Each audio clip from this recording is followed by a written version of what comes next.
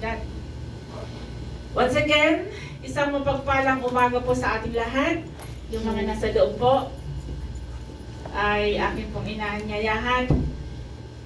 Ang sabi nga po kanina, lahat ng parte ng ating gawain ay importante, mahalaga. At ang pinakamahalaga ay ang pakikinig ng salita ng Diyos. Amen? So narito na tayo. We are in fourth week of this month. Amen? With the thematic Kingdom Leadership. At ang tinutukoy dito na kingdom is God's kingdom. Not the kingdom of Saudi Arabia, not the kingdom of Bahrain. Amen? But the kingdom of heaven. Kingdom of God. Amen? So ang title ng mensahe ng Lord sa umagang ito ay Developing Leadership Intensity. Amen? May I request two of you tayo dito sa unahan. May i-demonstrate lang. Isang ate at isang kuya. Pahawak naman po.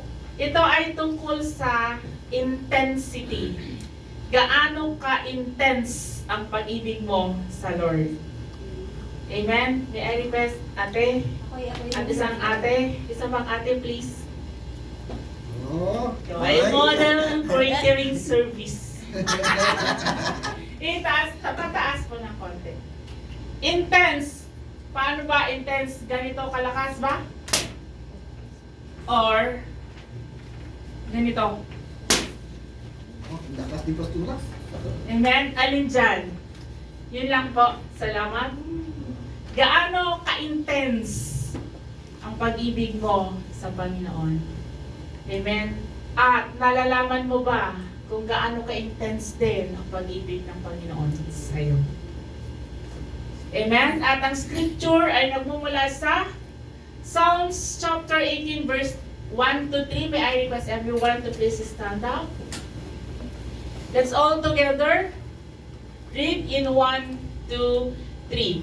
To the chief musician, a psalm of David, the servant of the Lord, who spake unto the Lord the words of this song in the day that the Lord delivered him from the hand of all his enemies, and from the hand of Saul. And he said, I will love thee, O Lord, my strength. The Lord is my rock and my fortress and my deliverer, my God, my strength, in whom I will trust, my buckler and the horn of my salvation, and my high tower. I will call upon the Lord, who is worthy to be praised. So shall I be saved from my enemies. Let us all pray. Yes, O God. Salamat, Panginoon, sa araw na to, for gathering us once again in your name, O Jesus. Hallelujah. Thank you, Lord, for the protection of each and every one of us in this sanctuary, O Lord God. Salamat, Panginoon, niloob mo na magkatipon kami upang makinig sa iyong salita. Hallelujah. Your message, O God, that not just a simple message, but the words, a message that has power to transform us. O God. Amen. Open up our hearts, our minds, our spiritual ears, O God, and spiritual understanding, that we may understand and accept and digest your words. Hallelujah. That it become our strength, our strong tower. You alone, O God, the glory, honor, praises, and adoration with thanksgiving. In Jesus' mighty name we pray. Amen. Let's all be seated.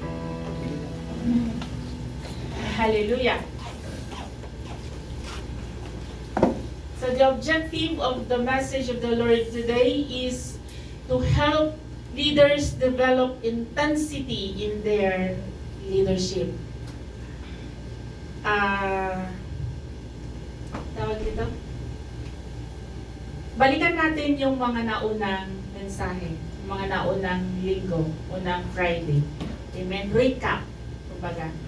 Noong unang linggo ng buwan na to, ang pinag-aralan, ang mensahe ng Lord is, we have the capacity to be a leader. And it's all depend on our willingness. Amen? Willingness to empty ourselves. Willingness na tanggalin and let go lahat ng kung anong mga pansarili nating purpose sa buhay.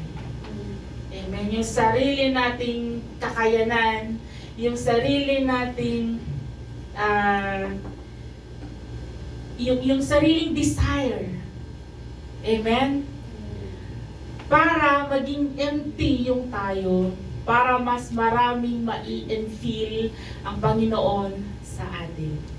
Amen. Para marami siyang mailagay, ma-input sa atin. Amen. So kung willing ka na magpagamit sa Lord, amen, gagamitin ka ng Lord. And the following week is the ability. Yung una, capacity.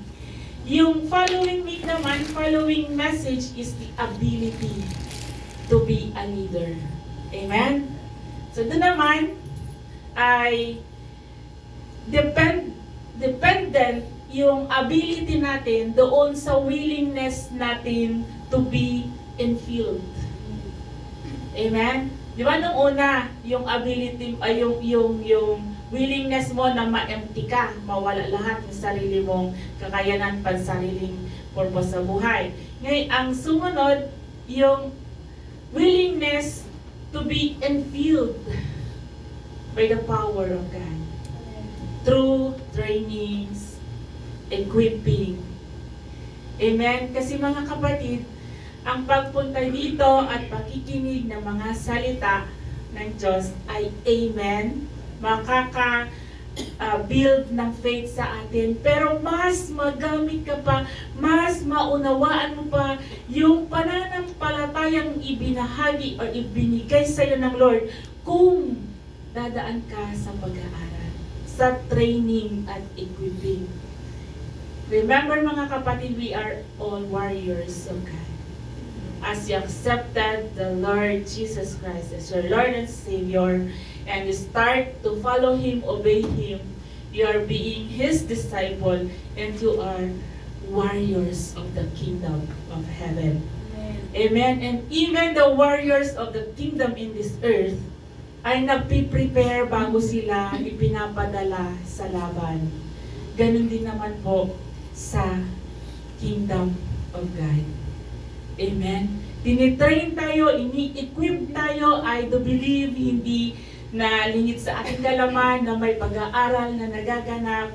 Amen. For us to become more stronger in our faith, for us to become na mas maunawaan natin yung pananampalataya natin, kung sino yung pinaniniwalaan natin, kung ano yung katotohanan patungkol sa mabuting balita ng kaligtasan.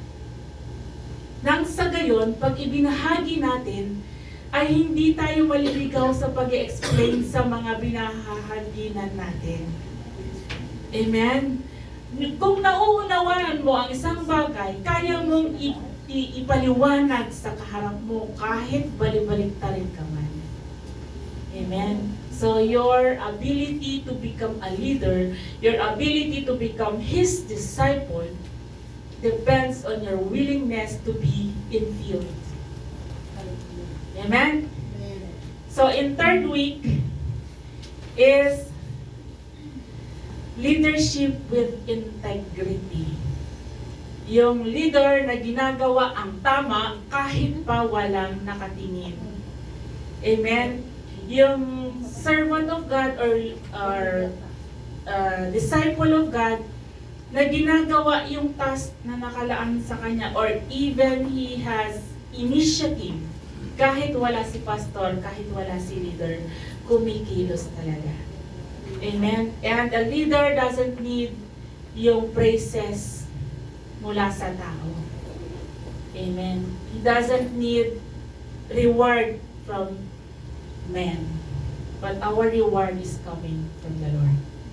Amen. So, now, ang gustong ipahaya, ang gustong ipaunawa sa atin, amen, ng ating Panginoon, is kung gaano siya ka-intense sa pag-ibig sa'yo. Hindi man natin mapantayan, but at least we are giving our best to become intense din sa pag-ibig sa Kanya. Amen. At ano ang kaya mong gawin? Just to express the intensity of your love toward God. Gaano mo siya kamahal. Tapos na tayo dyan. Fast forward. Amen. Sabi niya dyan, intensity daw is a strength in character, moral uprightness, fortitude in the face of pressure, yung tipong dahil matatag ang iyong pag-ibig kahit gaano nila kahit anong paninira ang ginagawa nila sa iyo, ay hindi nawawala yung iyong pananampalataya sa Kanya. Amen? So sabi niya, as a kingdom leader, therefore, we should have a strong character, a strong moral uprightness, resilience in face of difficulties, and strong willpower. Amen? Intense, matindi ang dating, malakas ang dating. Sabihin, anointed ka. Amen? Sa, kwento ko lang, sa pinanggalingan namin sa Jeddah, meron dun daw pastor, dadating pa lang siya, makikita pa lang niya yung isang tao, alam na niya kung may pinagdadaanan o kung nahihirapan man, or kung masaya man. Ganon siya ka-anointed. Why? Kasi lagi siyang babad sa salita ng Diyos.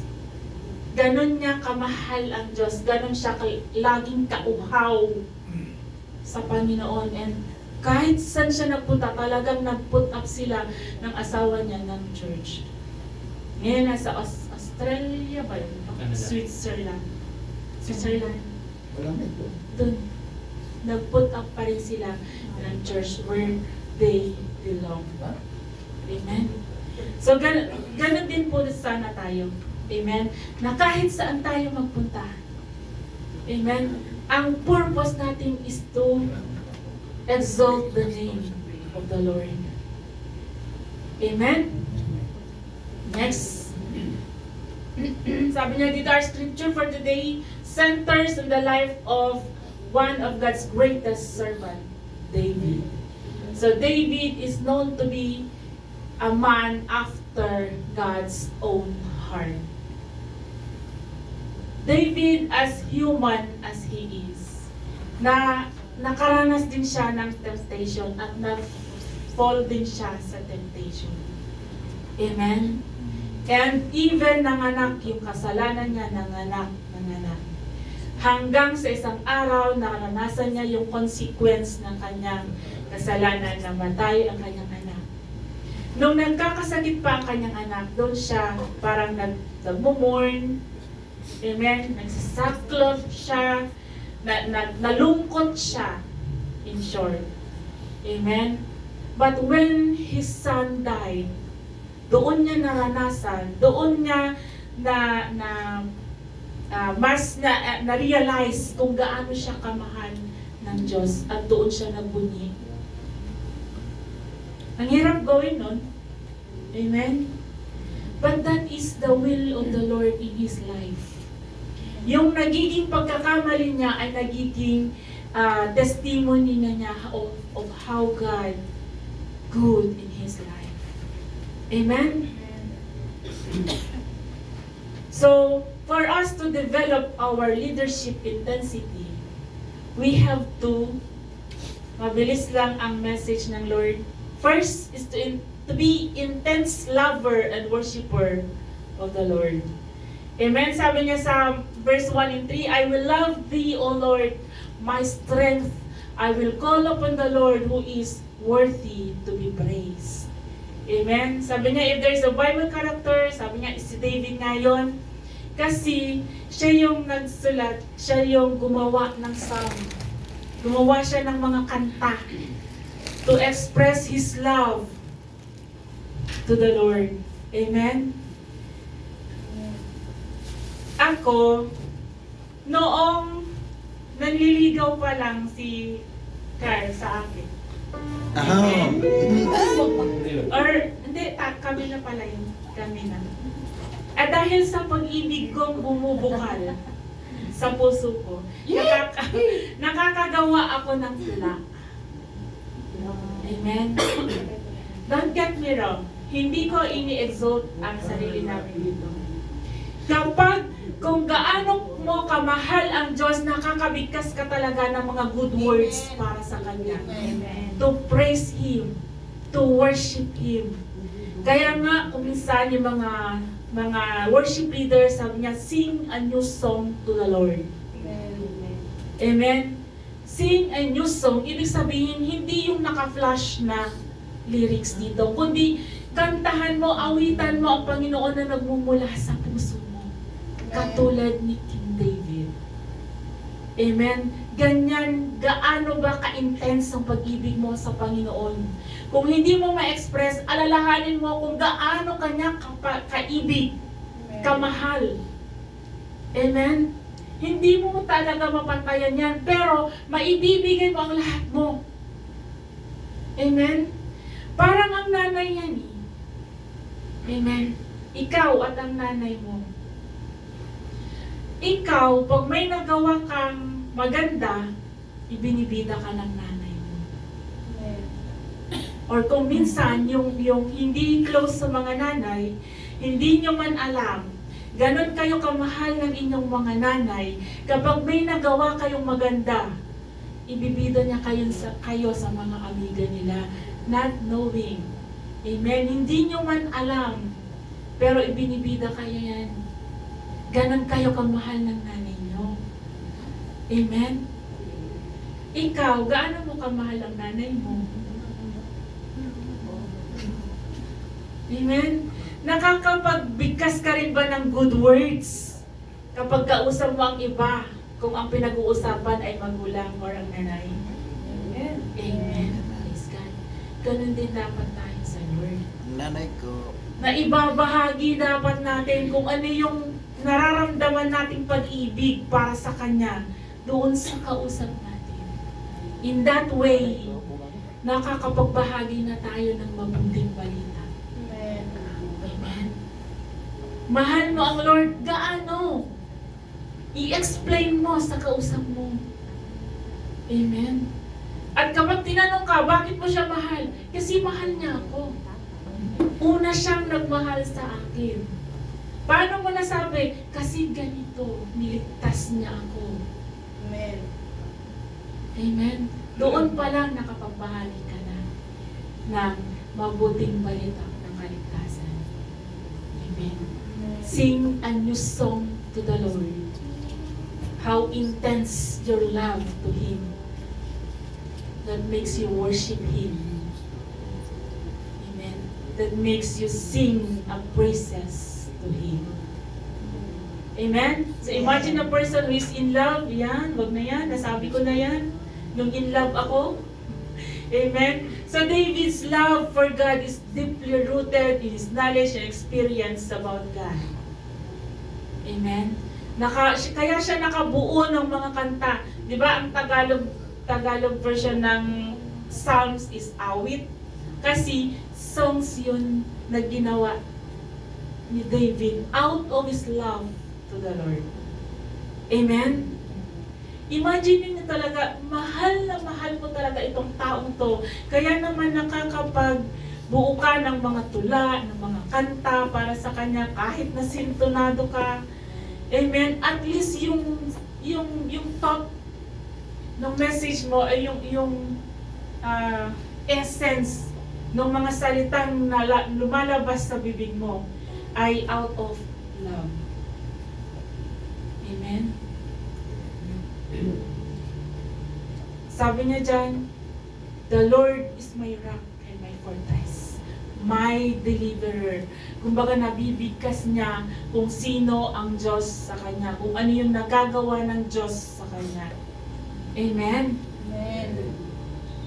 Kaya, yung mga gifted as worship leader. Amen. Talagang gift yun. And dapat gamitin niyon to express, amen, the love for the Lord, not for the lovers in this world. Amen. Sasaktan ka man, awitan mo ang Lord. Lord, ang sakit, tulungan mo ako. Hindi yung sinaktan mo ang puso ko. Huwag yun. Huwag na yun. Graduate na tayo doon. Amen? Kung gusto mong gumawa ng kanta dahil nasaktan ka, hindi, gawin mo para sa Lord, isubmit mo, isurrender. Amen? Make a new song to the Lord. Amen? Out of your love, make a new song to the Lord. So David was not only an intense musician, he even danced for the Lord. Nakita niyo paano tumalon-talon ganina si Ate Allen dito? And that is out of her love to the Lord while worshiping. Amen? So sabi niya dyan in 2 Samuel chapter 6 verse 14, and David danced before the Lord with all his might. And David was girded with a linen ephod. He did not care what people would think about him. He danced with all his might, several miles all the way from the place of Obed-Edom to the palace until his wife Michal despised him. So pinagkamalan siyang baliw. Pero hindi niya pinansin yon. Hindi niya, I don't care, sabi niya, as long as I am worshiping the Lord. This is how I express my love to the Lord. Amen? Kaya kung minsan, yung mga puspos sa banal na spirito, na pagkakamalang sinto-sinto. Kasi hindi lahat nauunawaan yung ganun kilos. Amen? Hindi lahat nauunawaan na ikaw ay mapapasayaw, ikaw ay mapapaluha, mapapaiyak dahil sa presensya ng Panginoon. Dahil sa pagpuri mo sa Kanya. Amen? So, huwag nating pansinin kahit sino pang nasa paligid mo. Kung ikaw talaga ay inuudyo ka ng banal na spirito to express your love unto the Lord, then do it. That is how you worship the Lord. Amen? Amen. So, implication, leaders, tayo yon. Amen? If you want favor from God, you must be intense lover and worshiper of God. Amen. So sabi dyan, kapag may hinihiling ka rin pabor, amen, unahin mo munang sambahin siya. Amen? Be intense in worshiping Him. Amen? Increase your intensity day by practicing them. So, hindi mabubuo yan, kapatid, kung pinapatulog mo lang siya. Amen? Dapat pinapractice mo yan araw-araw. Amen? Loving and worshiping God. When you pray, pray with intensity until people think you are crazy. So, madalas talaga na pagkakamalang crazy ang mga born-again Christian because of the way they pray, the way they worship the Lord. Pero, huwag mong pansinin because we are God's pleaser. Amen. Not men. Amen? Ang isipin mo, doon ka mag-focus na nakiplease ang Lord sa'yo. Sabi nga kanina, nililitian tayo ng Lord. Amen? And then pray, hindi lang basta ngiti. Amen? Galak na may kasamang yakap. I love you, my son. I love you, my daughter. Amen? Ayaw mo bang maranasan yun? Amen? So worship the Lord as if this is the last day of your life. Sabi nga kanina. Amen? Serve Him as if you don't have any chance but today. Amen? Isipin mo, kung gaano mo kamahal ang anak mo, kung gaano mo kamahal ang asawa mo, kung gaano mo kamahal ang mga magulang mo, ginagawa mong lahat. What more to the provider of everything? Amen? Intense dapat. Amen? Kumbaga sa lindol, ano na bang pinakamataas na malakas na lindol na naranasan natin? Intensity 8? Magnitude? Ewan. Amen? So dapat ganun tayo sa ating Panginoon. Hindi lalamya-lamyan. Amen? Hindi nahihiya, kundi mas bold. Amen? Okay. Pangalawa, malapit na matapos. Second is the intense respect for authority. Dito, madalas, madaming sumasablay. Amen? Yung pagpapasako. Amen. In 1 Samuel chapter 24 verse 6, and sabi dyan, and he said unto his men, the Lord forbid that I should do this thing unto my master, the Lord's anointed, to stretch forth mine hand against him, seeing he is the anointed of the Lord. Amen. Si David ito ang kay Saul. Amen. Si Saul, di ba, persecutor siya dati. At hinahunting niya si David mula nung nalaman niya na si David ang papalit sa kanya sa trono bilang isang hari. Hinahunting niya para patayin, para hindi siya mapalitan. Amen? Pero si David, andun pa rin yung respect niya kay Saul. Meron na siyang pagkakataon para patayin si Saul, or pagkakataon para gumanti. Amen? Pero hindi niya ginantihan. Why? Kasi inirerespeto niya yung mga appointed from the Lord. Amen. Appointed authority from the Lord. Mga kapatid, we are being taught to be obedient to the Lord and so as to the anointed ones. Yung mga inordain ng Lord, yung mga itinalaga ng Lord na pamunuan ka sa ministry. Amen. We are ought to respect our leaders, our pastors. Kung minsan, yes, hindi ka aya-aya yung mga pinatutupad nila. Kung minsan, yes, parang feeling mo, merong something wrong, then you can approach your leaders, your pastors, with respect. At kung yun pa rin ang decision nila, then so be it. Let God move. Amen? Hindi mo na yun pananagutan. Pananagutan na niya yun sa Lord. Amen? Since ang Lord naman ang nagtalaga sa kanya doon sa pwesto niya.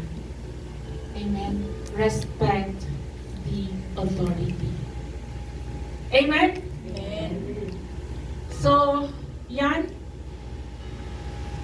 Natapos na natin yan. With 3,000 soldiers, natapos na natin yan. Ganun lang kasimple yun. Sabi niya dyan, di ba? But he restrained himself and his men and just took a portion of King Saul's robe. Na pag-usapan na natin yan. Na yun lang naman yun eh.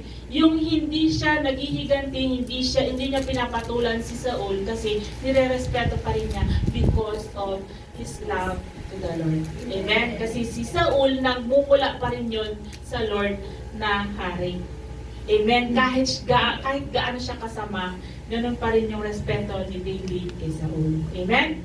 So, sabi niya dyan, 1 Samuel chapter 26 verse 9, and David said to Abishai, destroy him not. Diba? Sabi niya, huwag mo siyang gagalawin. For who can stretch forth his hand against the Lord's anointed and be guiltless? Sabi niya, nagmumula pa rin si Saul sa Diyos, kaya respetohin pa rin siya. Amen. This was the second opportunity of David to kill King Saul in the wilderness of Ziph. Nasabi ko na yan kanina. Nagkaroon na siya ng pagkakataon na patayin, puksain, kasi masama naman talaga siya, at hinahunting siya upang patayin, upang hindi siya palitan ni Saul. Pero si David, inirespeto pa rin niya si Saul. Amen? Yun lang po yun. So implication, we should have an intense respect for God's authority and leaders anointed by God, for God to bring you to your next level. Amen? So, mga kapatid, kung minsan may pinagdadaanan tayo even in this church, may mga issues tayo na pagdadaanan. Bakit? Kasi for us to grow.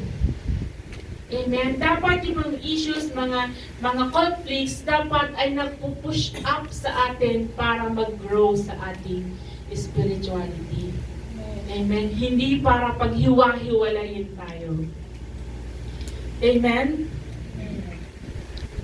Amen po ba? Amen. So the key to promotion as a leader is intense respect for God's ordained leaders even when things go wrong. Katulad ng sabi ko po kanina, kahit may hindi ka aya-aya, amen, you can approach your leader, your pastor, with love pa din.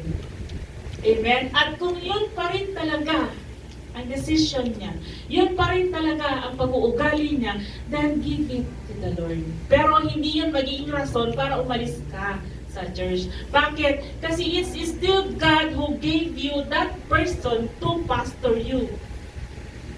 Amen? Amen. Ang Lord pa rin ang nagbigay, ang nagpadala sa taong ito, sa buhay mo, para mag-grow ka. If you really want to grow. Amen? Kasi ang church na parang hayahay lang, parang walang pinagdadaanan, lahat parang smooth sailing, walang mag-grow dyan, hanggang dyan na lang kayo. Amen? Kasi kung minsan, pinagdadaan talaga tayo ng Lord ng mga circumstances for us to call on Him. Amen?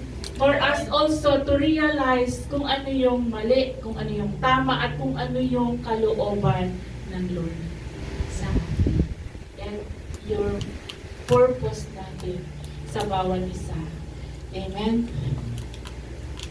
Wait lang. Paano? Buti pa hindi pang sakpak.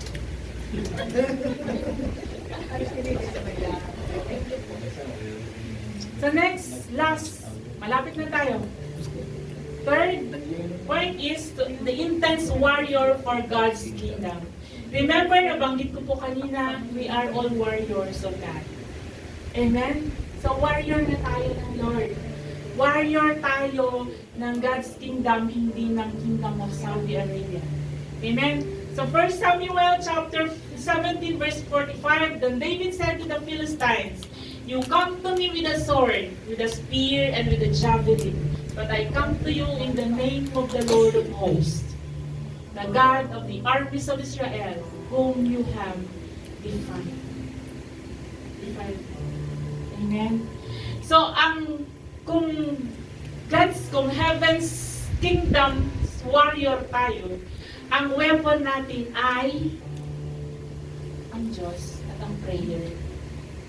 Amen. Isama ang Lord sa lahat ng laban through our prayers and our faith. Hindi mo kayang ipanalo yan kung wala siya. Amen. Being a warrior of God's kingdom, dapat kasama yung hari. Yung mga warriors nga dito sa lupa, meron silang mga commandant. Amen. And us being God's kingdom's warrior, our commandant, our leader is the King of Kings. Amen? So si David, tinalo niya si Goliath, hindi dahil doon sa batong ipinukol niya. Amen? Hindi dahil doon sa tirador, kundi dahil sa presensya ng ating Panginoon sa kanyang buhay. Sabi niya dyan, you come to me with a sword. Amen? Lahat ng maaaring armas para patayin, para talunin si David. Pero siya, anong dala lang niya? Tirador at isang bato. Isa nga ba? Meron siyang bagong sling bag siya. Amen? Pero ang totoong nagpanalo sa kanya ay ang presensya ng Panginoon sa buhay niya, sa puso niya. Yung pag-honor niya at yung love niya sa Lord, yun ang nagpanalo sa kanya. Amen? Nagalit siya kasi parang minamak yung Panginoon niya. Amen? Minamak yung Diyos niya na sinasamba niya, pinaglilingkuran niya. Doon siya naging intense sa pagtalo sa mga taong na parang nanghahamak sa pangalan ng Diyos. Amen? Kaya naman, sinamahan siya ng Diyos at ipinanalo nila ang laban. Amen? Sabi niya dyan, this day, the Lord will deliver you into my hand, and I will strike you and take your head from you. Yan yung sinabi ni David kay Goliath. Amen? Kasi ang nag-depend siya sa kalakasan at kapangyarihan ng Panginoon. Hindi niya sinabi na tatalunin kita by my might. Hindi. Amen? Yung power ng Panginoon ang kanyang ginamit sa kanyang laban. And that made him victorious. Amen?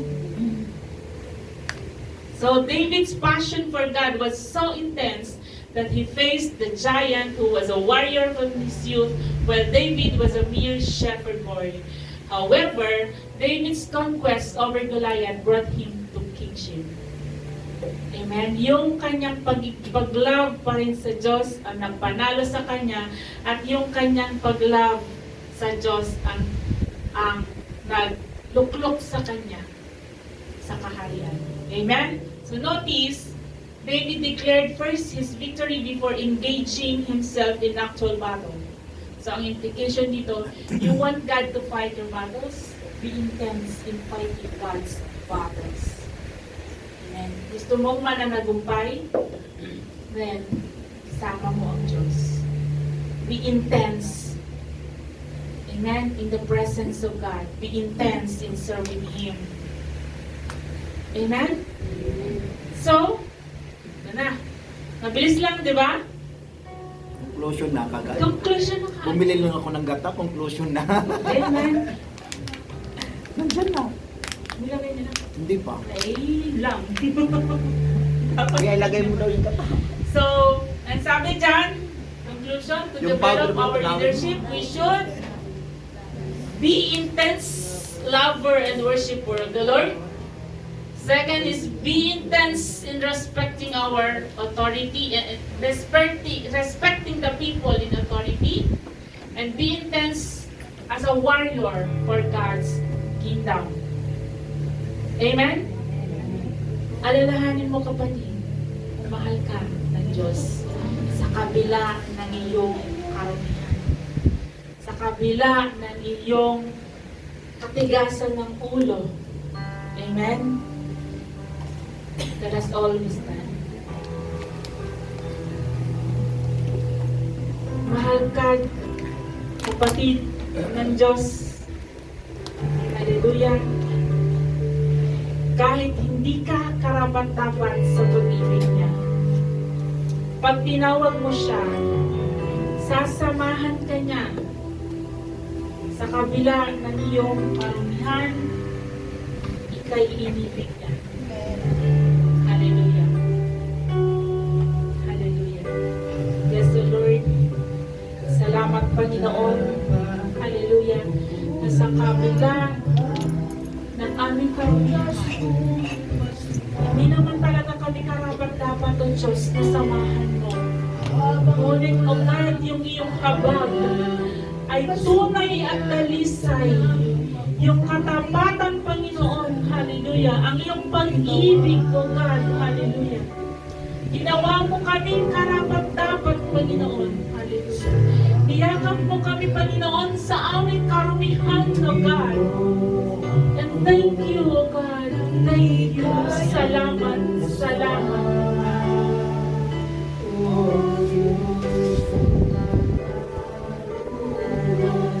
At katwiran na kahit minsan di nabahiran ng kabangalan, kalwalhatian, salamat sa sukso ng biyaya mo, O Diyos ng pag-ibig na mas malawak pa kaysa ating mga pagkakasala.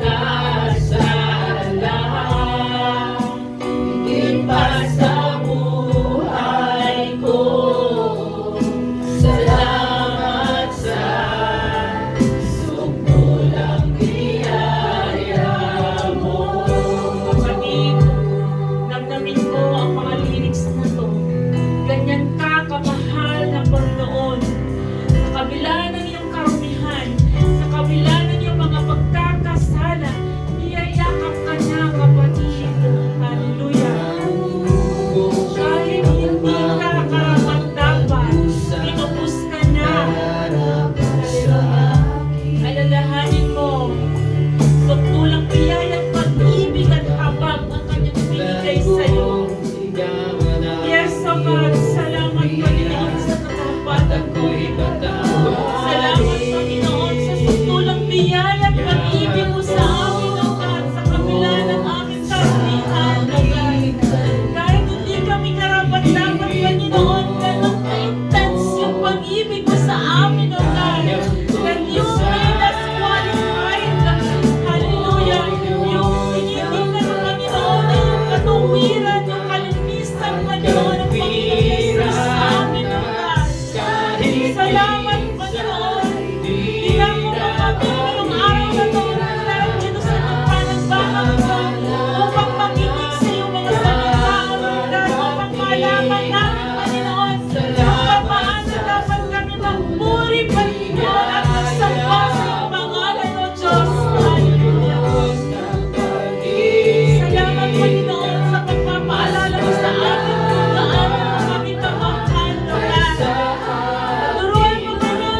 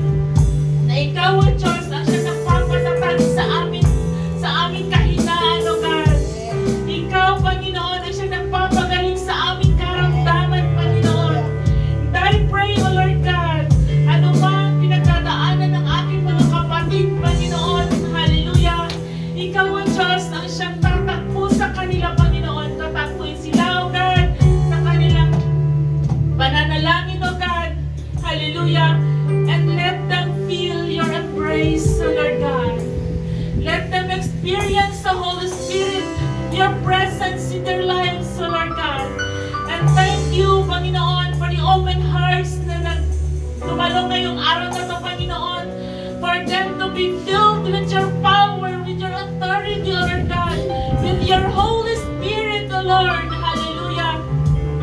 And thank you, hindi lang dito, O Lord God, pagmamanifest ang iyong presensya sa kanilang buhay, kundi, O Diyos, lalo't higit, Panginoon, sa labas ng panambahang ito, O God, na kanilang maia-apply, magamit, Panginoon, ang iyong presensya, O Lord God, hallelujah, sa lahat na kanilang pinagdadaanan, O God.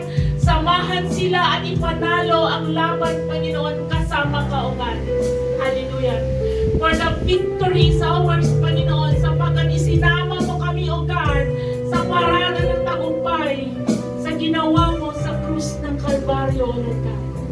Salamat, Panginoon, sa sukdulang pag-ibig mo, O God.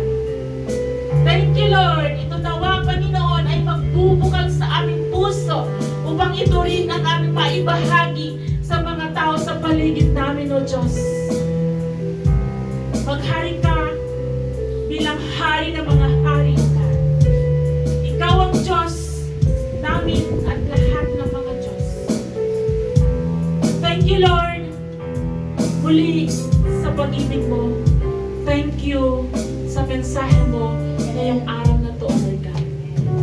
To you all the glory, honor, praises, adoration, and thanksgiving. In Jesus' mighty name we pray, and by the power of the Holy Spirit. Amen. Amen.